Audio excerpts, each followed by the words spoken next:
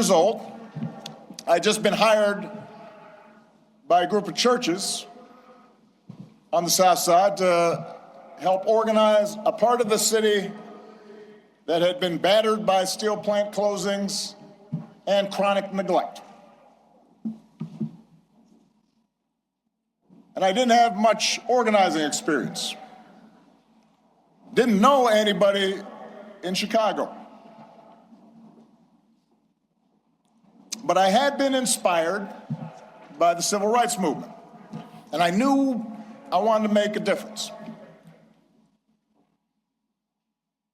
And although I wasn't sure exactly how I was going to do that, I was possessed with this abiding faith that if we could give people more of a say in the forces that govern their lives, if we could bridge some of the differences that drove us apart, then we could build an America where everyone counts and everyone has a fair shot and everyone belongs. Even a mixed-race kid with a weird backstory and a name nobody could pronounce.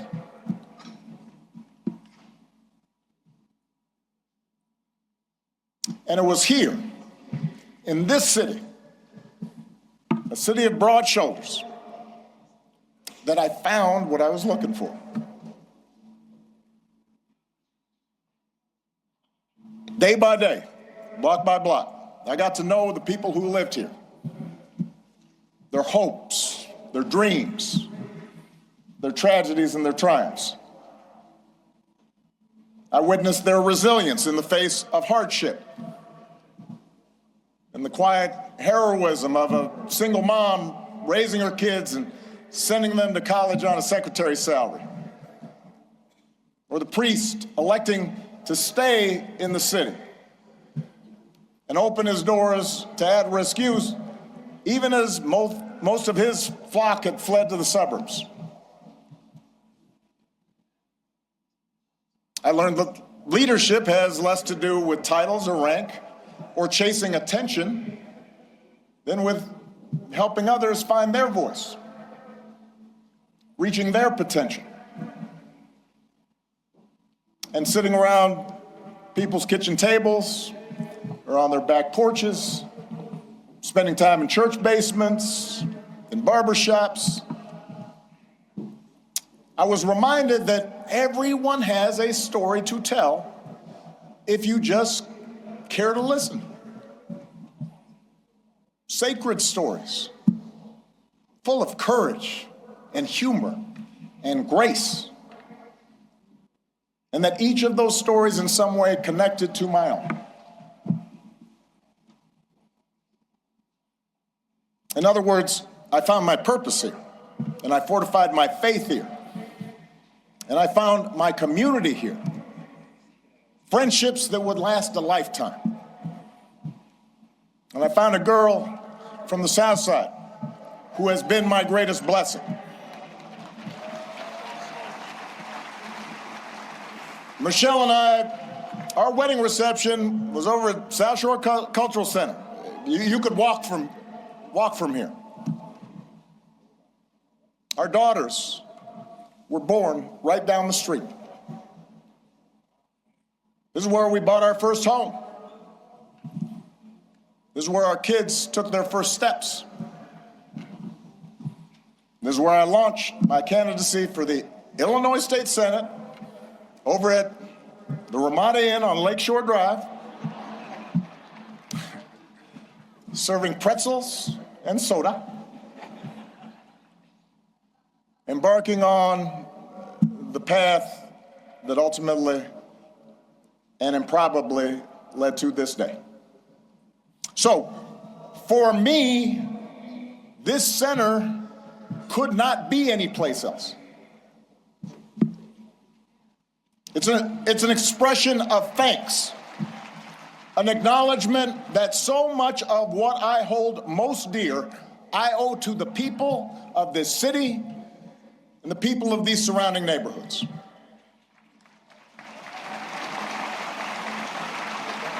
And it's why we designed the center not to be some lifeless mausoleum. I am too young for that. Not just a place to see Michelle's dresses, although I understand that will be the top attraction. We wanted it to be a vibrant, living celebration of community, where we can learn together and share the joys of art and music and sport and play. Because it's in those moments that we're reminded of our common humanity.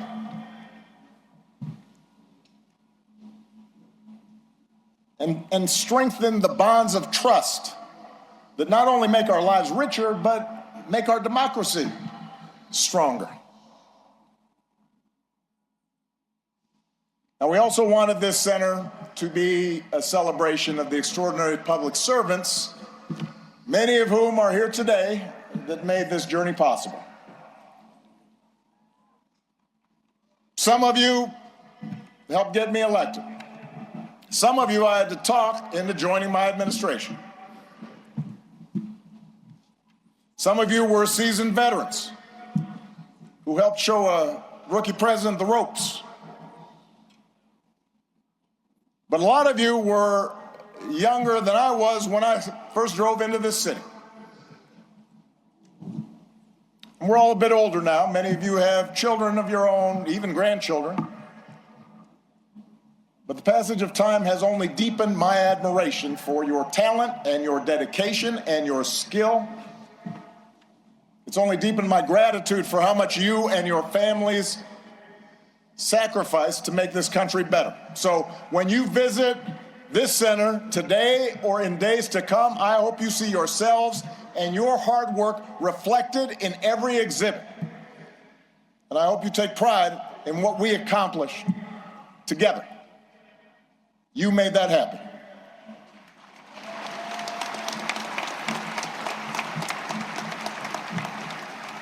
Now, of course, we did not accomplish everything we set out to do. No administration does. Some of the exhibits reflect unfinished business. In some cases, my own shortcomings and mistakes. In some cases, because, as a sign I kept on the Resolute desk read, hard things are hard. And that's especially true in a big, raucous, diverse, argumentative democracy like the United States of America. Everybody's got an opinion. And that means getting stuff done involves reconciling the demands of a couple of 100 million people. Democracy can be frustrating. It can be slow. It can be inefficient. And yet, more than anything, I hope this center will serve as an affirmation of just how special, how precious our democracy truly is, and remind us what we can achieve when we embrace our shared responsibilities as citizens.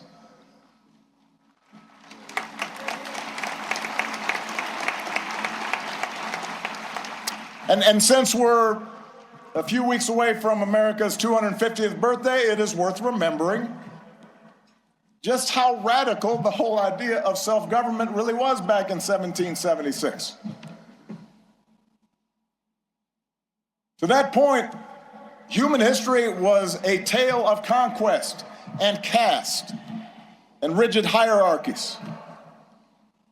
A world where the strong dominated the weak, where power and wealth and status flowed through lineage, and the many were ruled by the few.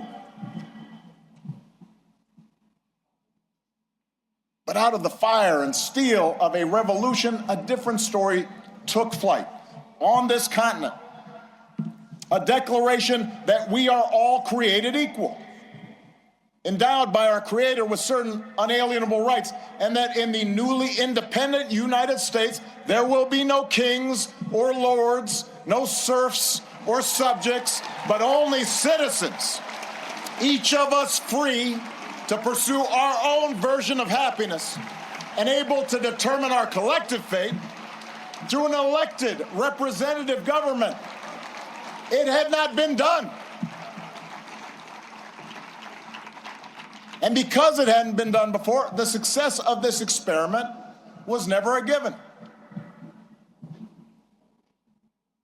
In forming our union, the founders fell terribly short of the Declaration's promise, leaving slavery intact, allowing states to restrict the franchise to white men who own property. But in drafting a Constitution and a Bill of Rights, they did have the foresight, the genius, to provide us with a framework that allows each generation to make our union more perfect. And over more than 2 centuries, through petitions and protests, marches and strikes, moral appeals from the pulpit, and conversations at the family dinner table, men and women from all walks of life, of every color, every faith, every region, took up the cause of democracy and made it their own, until we, the people, came to include not just some of us, but all of us.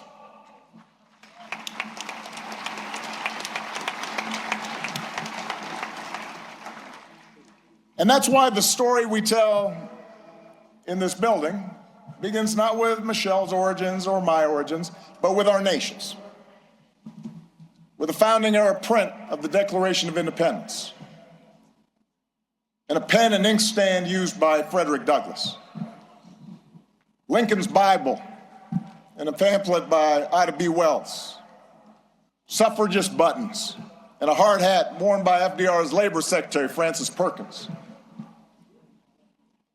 And it's why the exhibits here focus not just on policies, but on the shared values that make democracy possible.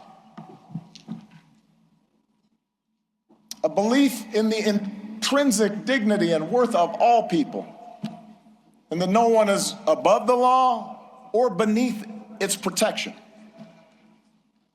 A belief in checks and balances in our government and an accountability that comes with it, an independent judiciary and a robust free press. A belief that our military and law enforcement owe allegiance not to any president or political party, but to the people and our Constitution. A belief in the peaceful transfer of power after the people have spoken in fair and free elections, recognizing that in a large, complicated society like ours, no group or faction gets its way 100% of the time. And a belief that qualities of character, honesty, integrity, kindness, compassion, a sense of duty, and honor, those things matter in our public dealings, just as they do in our private lives. These are not,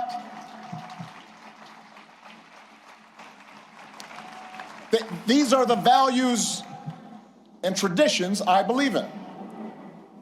And they are not Republican or Democratic values.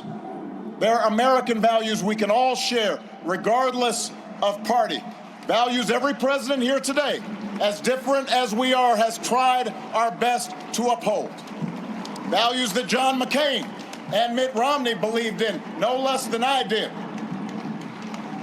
It is our greatest inheritance, the story of America at its best, because it reflects a basic faith in the decency of our fellow citizens and the possibility that, despite all of our differences, we can see each other and understand one another and make common cause together.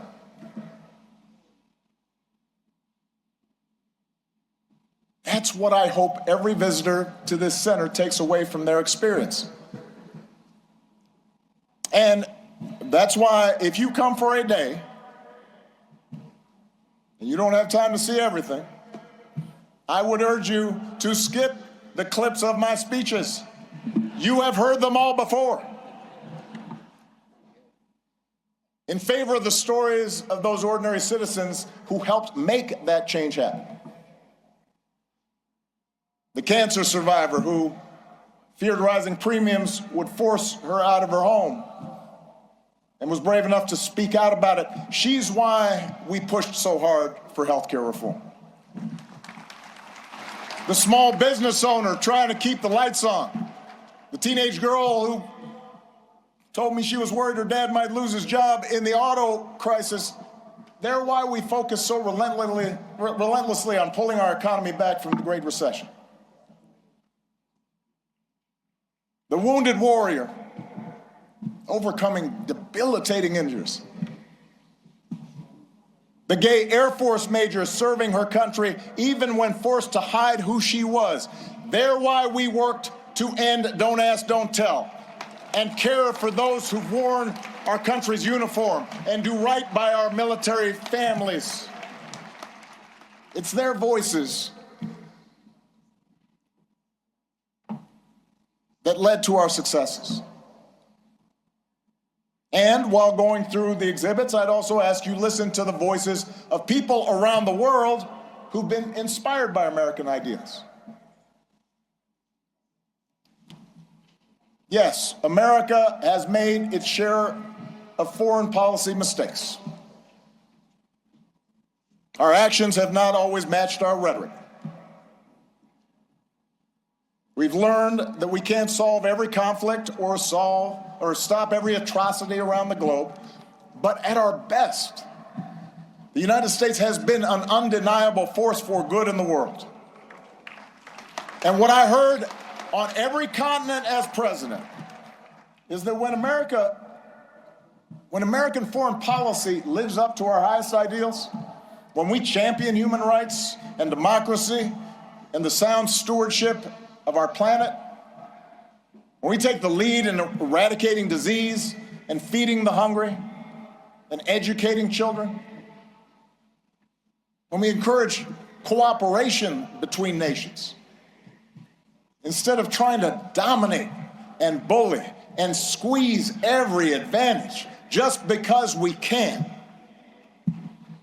And most of all, when we show through our example here at home that even a country as big and diverse as ours can make democracy work, it turns out all nations, including ours, become more prosperous and secure. And the world gets a little bit brighter.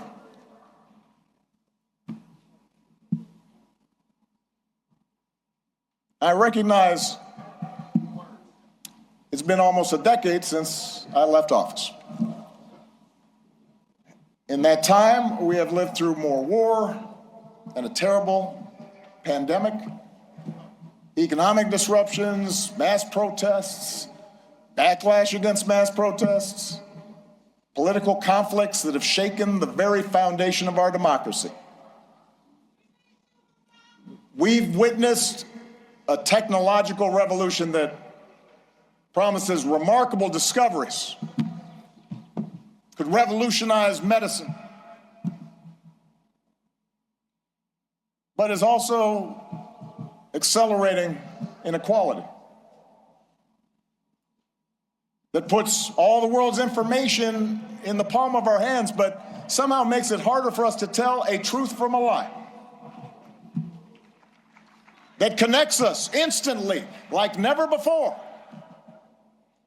even as it makes us more distrustful and more withdrawn and more fearful and more isolated from each other. It's a lot. For millions of people in this country and around the world, the future feels uncertain, the ground unstable beneath our feet.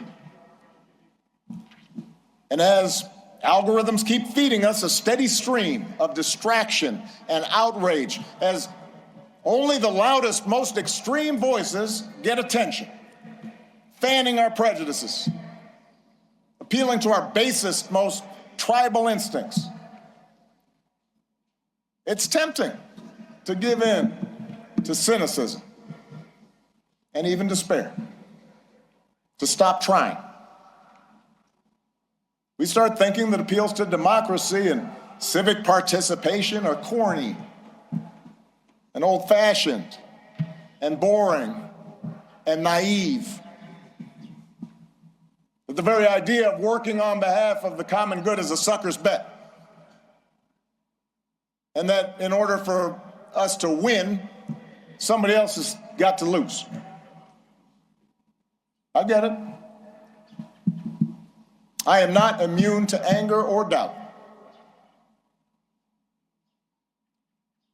But I do know this. When we lose faith in each other, when we stop believing that voting matters, that citizenship matters, that our collective voices matter, that how we treat each other no longer matters,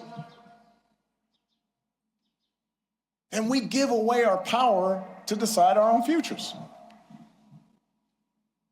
We open the door to the most ruthless, or the most careless, or the most fearful among us, who see some groups and some people as more equal than others,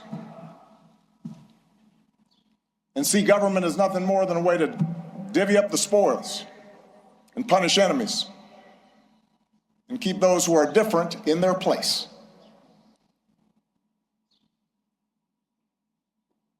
I do not believe that is the story of America that prevails in the end. I don't believe it because for us to give up, for us to give in now, after all this country's been through, to cynicism and division would be a betrayal of our founding ideals, a betrayal of our faith. And I remain convinced that the overwhelming majority of Americans feel the same way. That as unsettled as we are, people aren't looking for perpetual anger and division. They are looking for fairness and common sense and mutual respect. That deep in our gut, we want to find a way to turn towards each other again, not further away.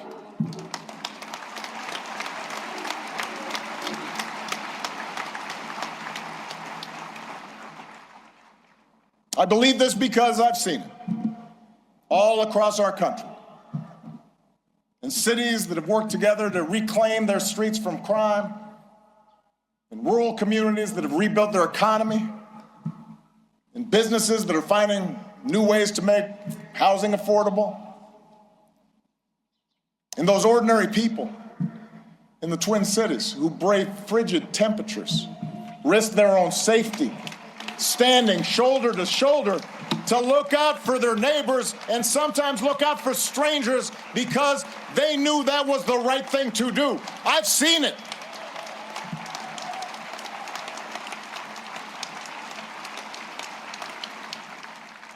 And I've seen it in a new generation of leaders here and around the world, like Puniha and Addison.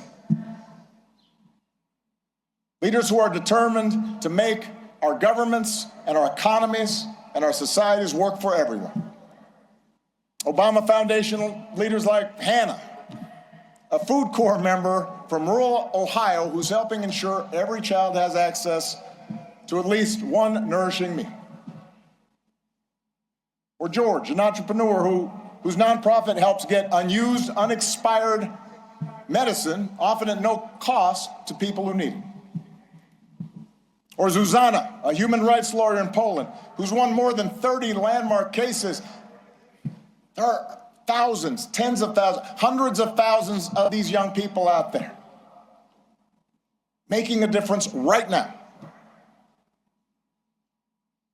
And this center is devoted to lifting up their stories, giving them the tools and support they need to expand their impact. For while our work is nonpartisan, we are not values neutral. We have a point of view.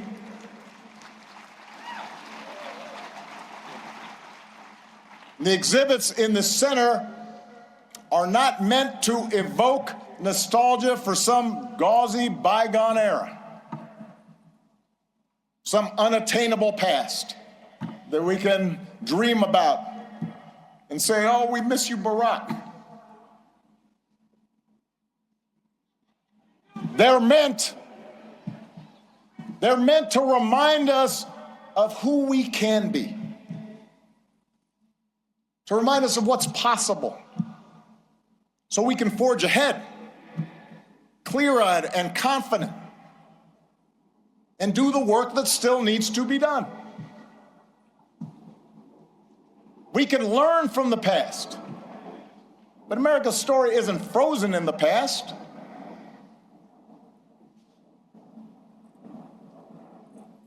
It has chapters yet to be written, not by one person or a few people, not by Barack and Michelle, or anybody with a fancy title or a high office, but by all of us.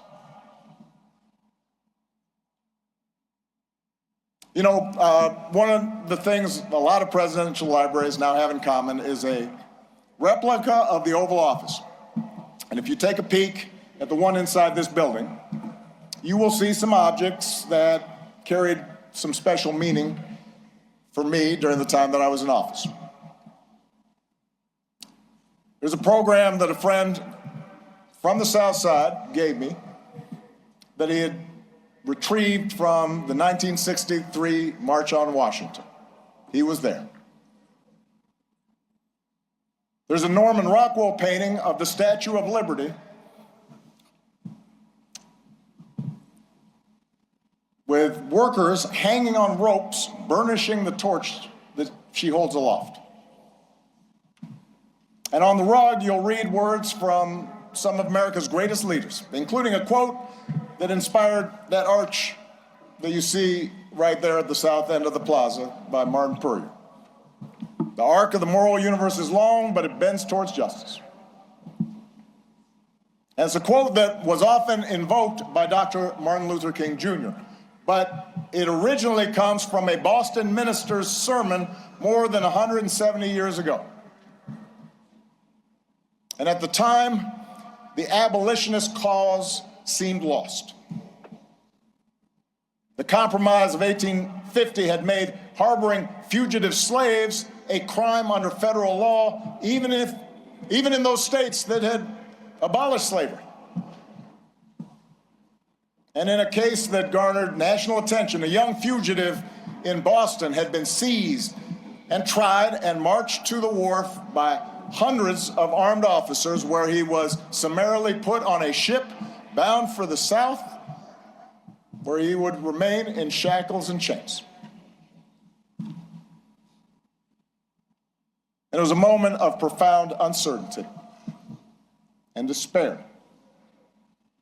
A moment the minister called darker than any New England had witnessed.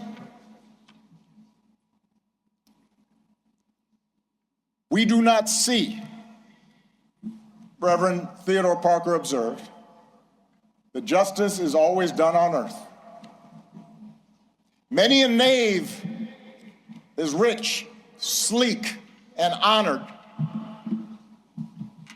while the just man is poor, hated, and in torment. I do not pretend, the preacher said, to understand the moral universe. The arc is a long one. My eye reaches but little ways. I cannot calculate the curve and complete the figure by the experience of sight. I can divine it by conscience. But from what I see, I am sure it bends towards justice. The good Reverend was under no illusions about the perils and obstacles facing the abolitionist cause. His words offered no easy answers, no comforting assurances that he or his congregation would live to see the progress they so desperately sought.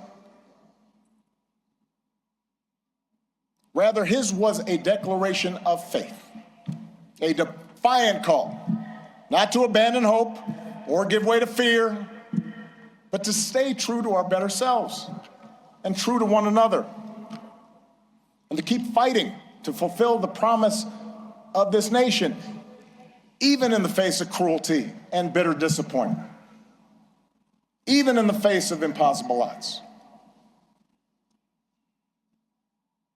It is that spirit that we open the center today. The same spirit that so many of you showed all those years ago. The same spirit that inspired generations of Americans to meet the challenges of their time. The same spirit that is alive and well here on the south side of Chicago. The same spirit that will see America and the world through its present trials. There is a new generation out there, ready to write the next chapter of our story. We intend to help them do it, and we ask that you join us. Thank you. God bless you. God bless the United States of America.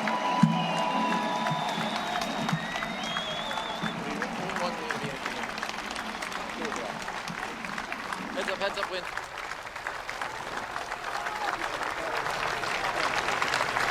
Heads up. Yeah, he's not done.